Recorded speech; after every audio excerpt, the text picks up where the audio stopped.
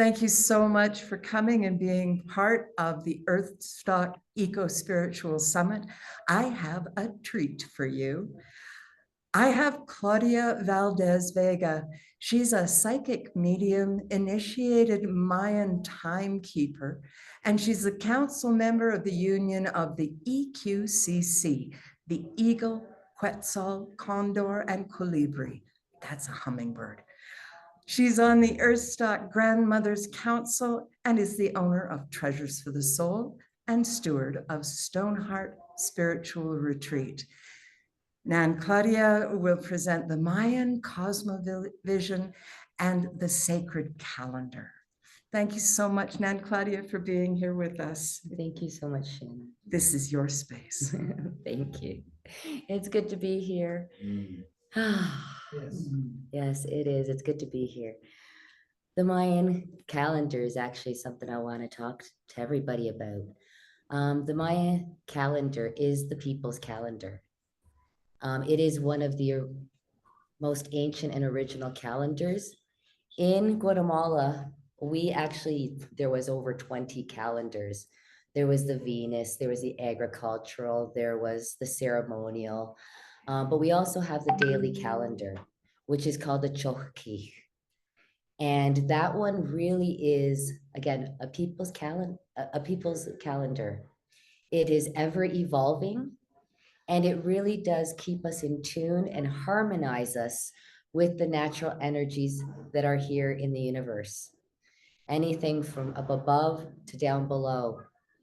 I don't know how much time I have, so I'm probably just going to give a brief overlap of the different energies of the calendar so that you know and get a feel for what we pray into, for what we put our awareness and our intention into. And every day, as the energy shifts, this is how we live in harmony, or these are the questions that we ask ourselves. Now, our calendar is comprised of 20 main energies. These 20 day lords have 13 tones to them. Now, all our numbers are very significant. The 20 represents, again, it's the women's, we were talking about the cycles of women. The gestation of a child is the 20 times the 13, which gives you your 260. It has to do with the moon cycles as well. And that with this calendar, there's different, what I call gears, like a clock. It's like a big clock, and all these different gears work hand in hand. So the first gear is the day, the energy of our day. And our week comprises of 13 days. Our month comprises of 20 days. And as these spokes rotate and shift, this is how the energy builds. The 1 to 13, the tones and the numbers, it's almost like the design of a pyramid. You've got the 1, 2, 3, all the way to get up to the 7, which is kind of like your apex. And then it comes back down, 8, 9, 10, 11 to the 13. And the 13 is the culmination number of everything earthly and everything in the heavens. So that is the grand total of all of the energies and the realization, the manifestation of all of them. The 13 tones also relate to our body. We have 13 joints in our body: our ankles, our knees, our hips, our wrists, our elbows, our shoulders, and our head. Okay, so the calendar is also based on our body. The Maya civilization is the ones who also added the 0 or put the 0 in. There was no 0 in the count before that. Okay. So all of these energies work around our system, work around our body. The first energy that we give honor to is bats. Bats is our umbilical cord to the cosmos. Under this energy, all of the creative energies, the performers, the dancers, the musicians, the painters. These are the people who are born usually under the sign of bats. Okay. This is the day that we honor people who write poetry. We honor that music, all of that creativity in life. The next day on our calendar is E. E is the path. So for us, it's more important the path and what knowledge, what information we pick up along the way than the actual destination itself. E is the wisdom, or it's the knowledge. It's what we're picking up, what we're seeing, what we're experiencing on the path. On days of E, we ask for clear, open roads. We ask for the Sakbe road, the white path to the Milky Way, to be clear for us, for the ancestors, for the grandparents, to open up those ways for us. The next day in our calendar is Ach. Ach, I refer to almost like the corn stalk. It's very grounded into the earth, but its hairs and everything reaches up high and reaches up tall. It is our backbone. Going back, the umbilical cord bats. Is the cutting of the first teeth. Okay, Ach is the forming of our backbone, standing up straight, knowing what is right, that integrity. Okay. We then move on to the energy of Ish. Ish is a feminine energy. Ish is the jaguar, talking about integrity. Ish is integrity. It is about our sacred altars, the stones, the rocks, the sacred places that we live amongst. This day, we also honor our sisters, our mothers, our daughters, our girlfriends. This is the day that we see how we communicate with the divine feminine in our life. How do we treat them with respect, with integrity? The next day leads into Tzikin. Tzikin is the bird. For some, the eagle, for some, the quetzal, and for some, the condor. But it is the bird, the one that has that greater, higher vision, the one that sees the bigger scope. Tzikin days are great days to ask for abundance and prosperity as well.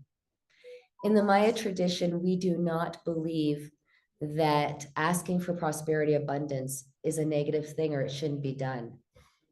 If we want to walk the good road, if we want to be able to help our fellow brothers and sisters, we need to feel safe and secure and have a roof over our head. We need to be able to have food on our table. These are essentials for our body and for our growth and for our well-being. So on Tzikin days, we offer bird seed.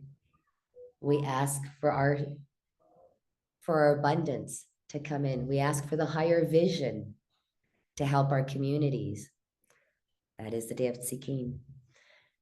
The next day on our calendar is Achmak.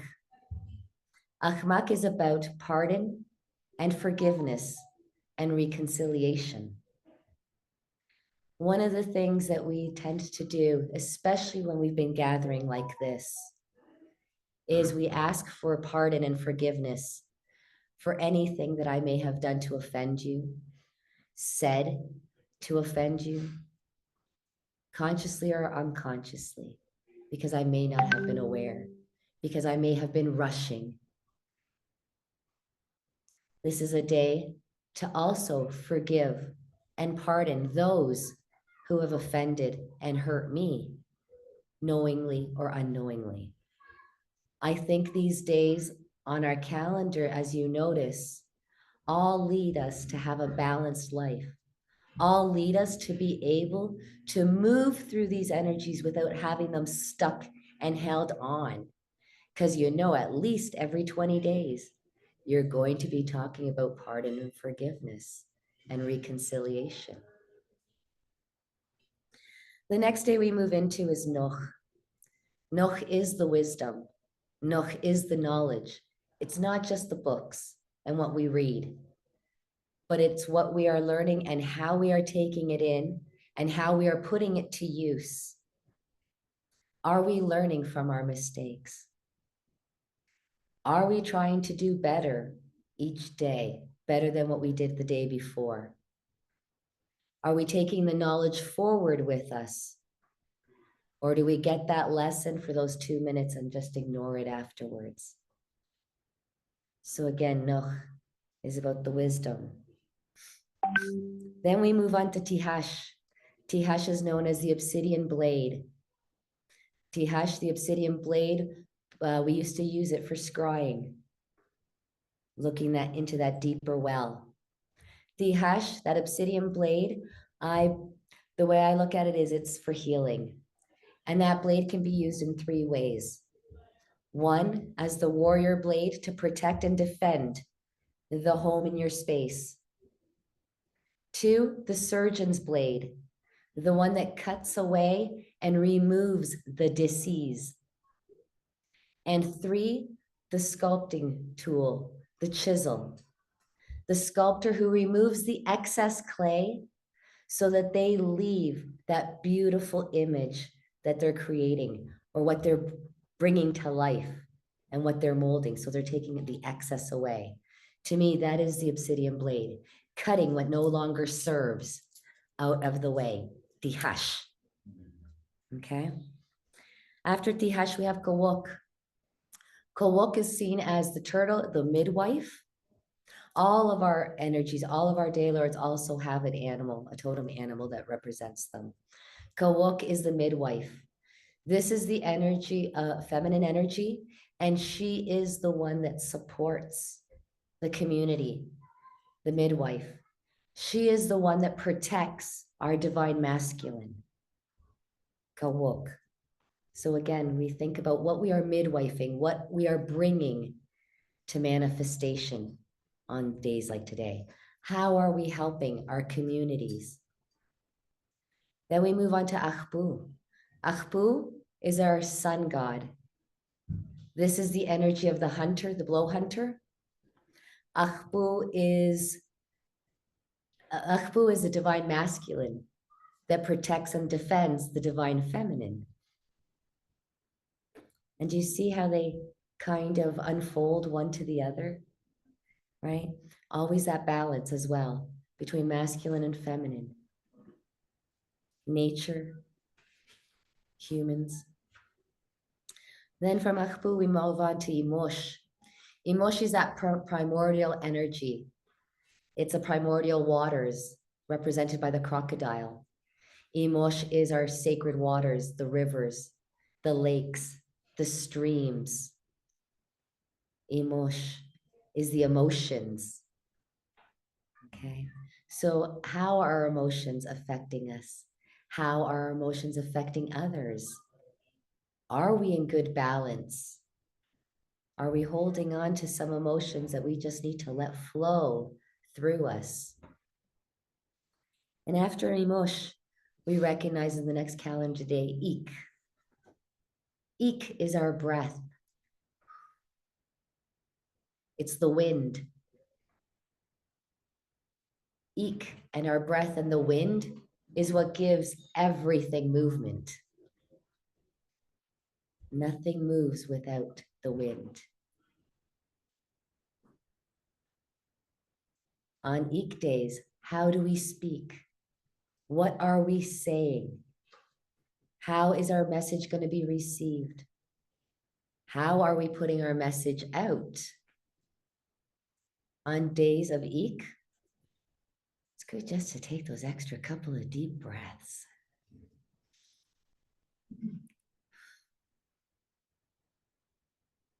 A lot of times we're so busy, we don't even remember to breathe properly or deeply enough. From Ik, we move on to Akabal. Akabal is the dusk and the dawn. It's those first rays of light. The first rays of light, that is the mystery, that is the darkness coming into the light. So on days of Akabal, we ask for those things that we don't know or those things that are hidden to come out into the light. so that we can see them. Okay. We move on to cut, which is today. And they all go with tones, but today is 4 ka'at. 4 is a very balanced number. 4 was when our grandfathers, came in to hold up the 4 corners of the world. On 8 days, 8 is the harmony and the union of the grandmothers and the grandfathers. The grandmothers stood beside the grandfathers at the 4 corners of the world to hold us up. So ka'at today. Ka'at is the red. It is like the fisherman's net. What are we harvesting in that net? If we have too much in our net, when we put it out, are we going to catch much fish with it if it's already full?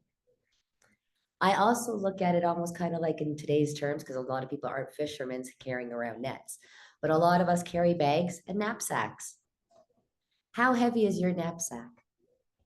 Every once in a while, you need to clear out your net or your knapsack. Is it still relevant what I'm carrying? Can I release some of that? Can I make room so that I can gather new things in my net? Sometimes if we carry too much and we hoard too much, it gets really heavy. So again, ka'at is about what we harvest and what we release. Then we move on to tomorrow's energy, ka'an. Ka'an is the feathered serpent. It is kukumats in the Maya Kiche. Kukumats, the feathered serpent. It is the Kundalini energy. It is the fire. Okay? The fire, Kundalini energy. We move on to the next day, which is one of my favorites, Kame. Kame is represented by the owl. Kame is all about death, transformation, and rebirth. But the most important thing to me, Kame is the day of our ancestors. Kame is the sacred authority. And this is when we speak and we acknowledge and we talk to our ancestors and we give thanks for the path and the road and what they created and what they've left us and how they would like us to continue on the mission. It then leads us on to the energy of Kech. Kech is the deer. It's the wild hunt. It's the wilderness. It is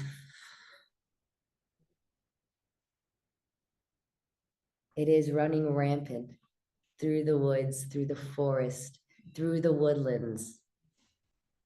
It is that energy of the wild. Kech is the deer, and Kech is also very balanced. Our deer also has each leg in each corner of the universe. So Kech is very balanced. Then it moves on to Kanil. Kanil is the sacred seed. Kanil teaches us about when it's time to harvest, when it's time to sow. Anybody who's a gardener knows that sometimes if you're just patient and you just wait those extra 2 weeks, your bounty will double and triple. Some things, you'll have to wait years, but some things, if you want to pick it and it's just not quite right, and that's all you're going to get. But if you're just patient, the abundance that it creates.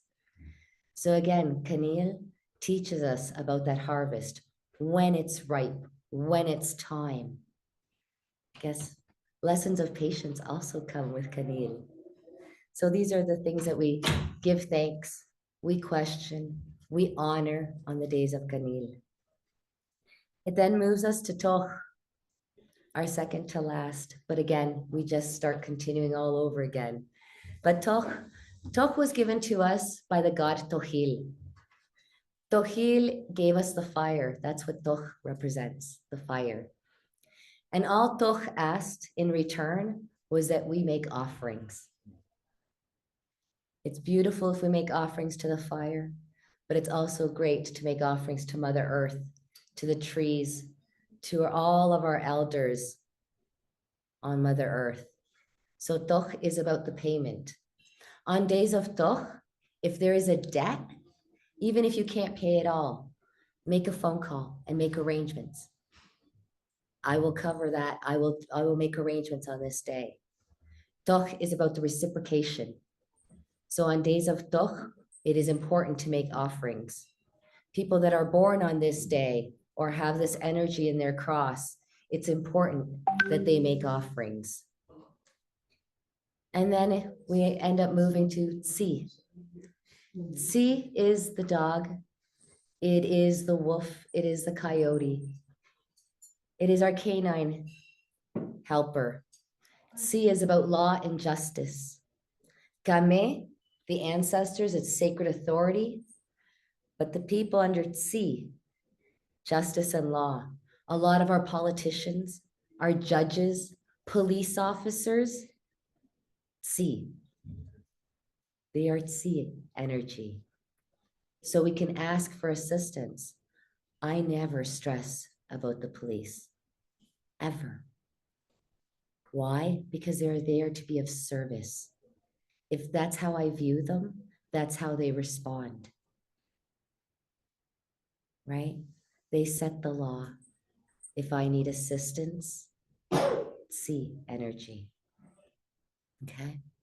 So again, all of these energies just start repeating, and they're combined with the different tones, whether they're feminine tones, whether it's about the hearth and the home, whether it's again another energy about the feminine, about the duality and balance.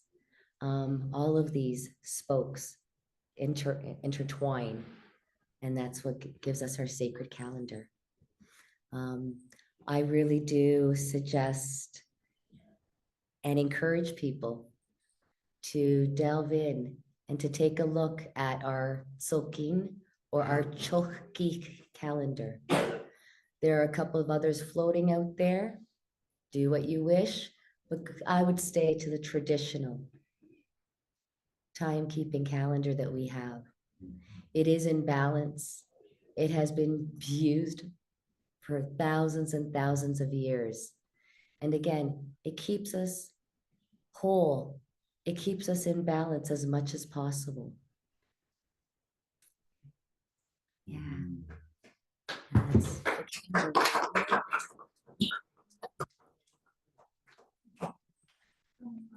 Can you share the spelling of that calendar for online? can we chat right in the chat? You can write it in your chat for sure. Okay. And while Nan Claudia is doing that, I would like to thank her very much. Ladies and gentlemen, do you Yes. agree? Oh, we're recording now. Oh, we've been recording all along. Yes, so it can go, once we edit Can you it, we push can go enter? out. So even though it's not Ah, on the thank you. broadcast, it'll go out. I have a question. Yes. Roy, could you explain the cross, the cosmic, Yeah, absolutely. Our cross, what I was talking about. and which one means? Yeah, when we are born, like I said, these 20 days. So in the Gregorian calendar, we have 12 horoscopes. With us, there's a possibility of 260 energies that you can be born with. Everybody is designated one of those 260. So you have your main energy that you are born with, and then they count back, and there is your conception energy. And that conception energy is pretty much what helps bring you in, and you work with a lot of that energy for your first 13 years of life. And then you've got the middle energy, like I said, that you're kind of born with, that's going to be all around who you are. And then there's a certain count, 9 down, which is your destiny. And a lot of people start living into that into their 50s. And that's the energy that they're more working with and focusing on and kind of putting out. And on either side, you have your helpers. You have the energies that support you, the ones that give you lessons, the ones that challenge you at times, right?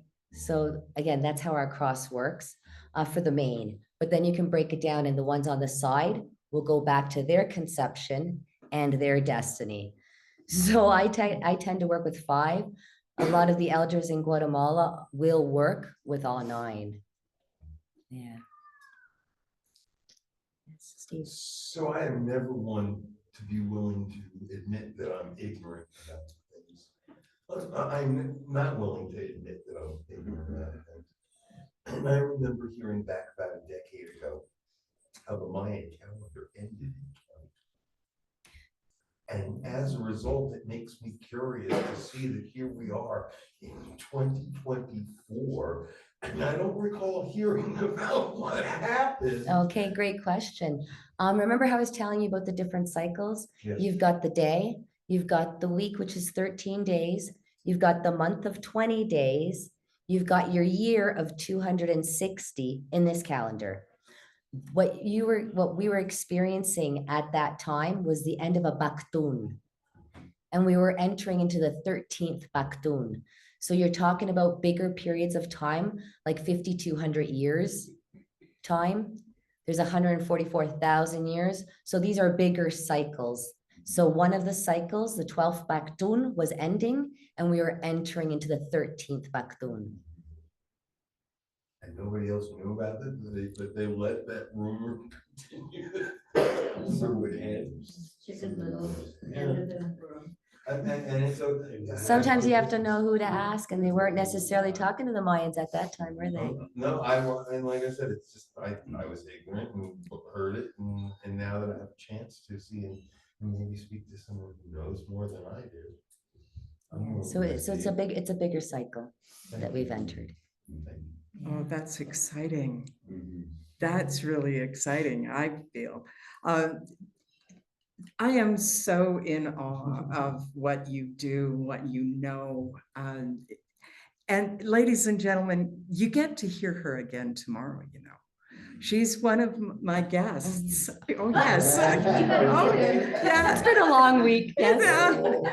We got one more day. I'm convening panels of presenters from Humanity Rising in sparkling conversations. And tomorrow we're going to be talking about time and the nature of reality.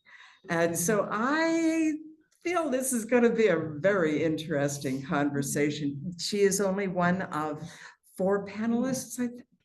3 or 4 panelists tomorrow, but I'm really looking forward to that conversation.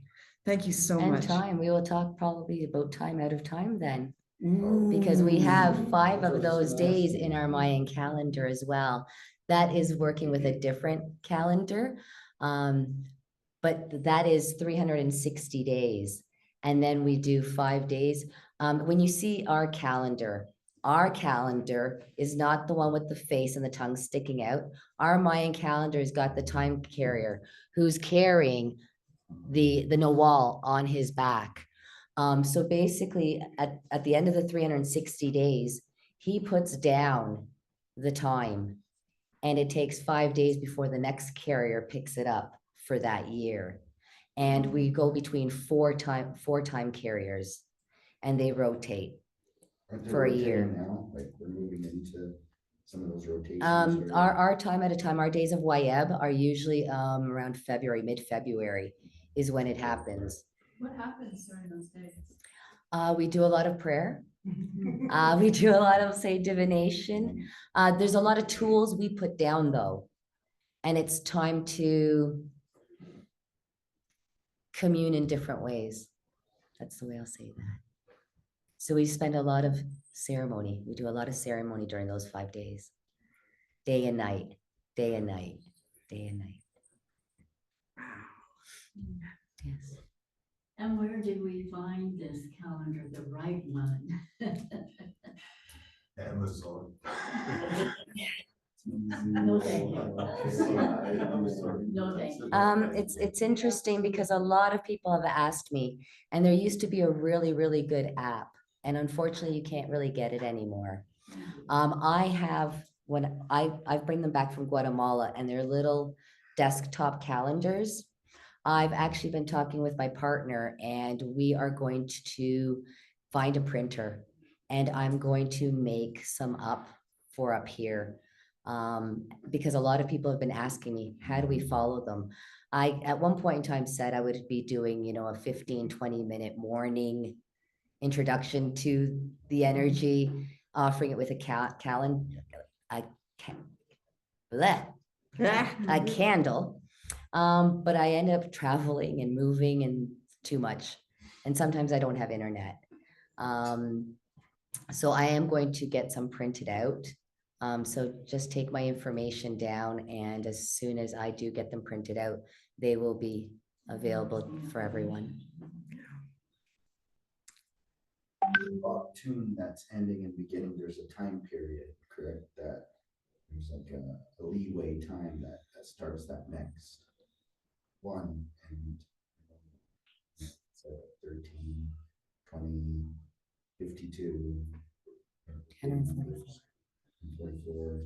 So I think what the next big one's 2044 is like supposed to like, because there's like a mesh, like a cushion of time before like the next option takes place, which is why, isn't it right? Like things take place or are happening in our world that are happening. Yeah, we have a very long time for that next buck too. Yeah.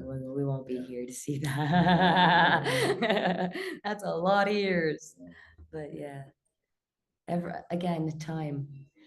Again, in the Mayan tradition, though, time, it past, present, future. It is all the same. We are all kind of on that same timeline in that same space. So it's not kind of like the 24-hour clock that we have here. And it's not linear like they have it, us believe. The calendar that everybody uses today really was put out there to charge people taxes, to get them enslaved to work that 9 to 5 grind Monday to Friday. They extended it and played it around so that, people would pay taxes and things like that. But our calendar is very exact. And it's so interesting because I've been following the calendar for over 20 years, over 2 decades. And the synchronicities of when things happen and how they align with our calendar, I'm always surprised. It's beautiful to see when it's like World Water Day and all of a sudden it's like, Emosh, gee, no, really, or it's like the eclipse, and you've got the energy and it's like, really? Yes. So, yeah. So it's like those sorts of things, right? Or you go to the Day of the Dead and it happens to be a day of Kameh. Yeah. So those sorts of things I find are really interesting how they really do harmonize and intertwine and weave. It's a good, I think a good tool is like looking, because when you know the forecast, right? You know how to prepare for the weather. Absolutely. Same with the energies. When you know the energy, you know how to prepare, and that's why I always go by like when there's a specific something that needs to be done. Like, oh, that's the day that it should be prepared. It gives you the forecast. So remember how I was saying that today is Forcat? Well, we just started a new trecena, a new week, because it's 4, right? It goes up to 13. We are in the trecena of Imosh. So today is Ka'at, the net that we were talking about, right? What do we harvest? What do we let go? But we are in the trecena, the week of Imosh, which are the sacred waters, which are emotions. So when we start to overlap them now, right now I can sit there and say, okay, specifically my net, the emotions, the releasing, the harvesting, the what am I holding on to? So we become more specific depending on the week, right? It's layers.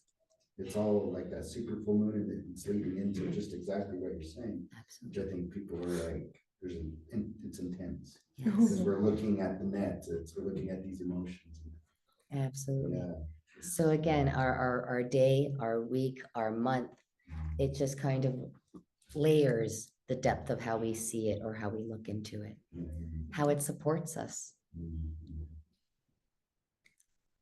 Then Claudia, can you share how people can find you? Absolutely. I will put in my Actually, I'll just say it. Maybe you can type it in Sure, for I'll me. type. My website is Treasures for the Soul. No, it's not. I should change that now. Uh-oh. It is. I have changed that. Yeah, but the new website is the smallmediumatlarge.com.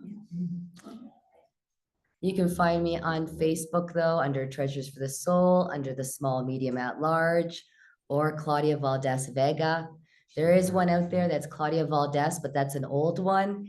And I have a hard time getting in and out of it. So Claudia Valdes Vega. And yeah, I'm at the smallmediumatlarge.com. Thank you so much. Thank you.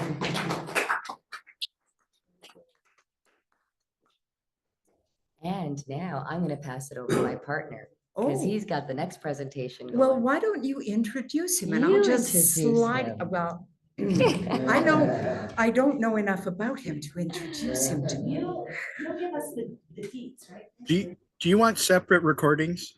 Yes, please. Yes, Yes. please, Marco. Thank you so much.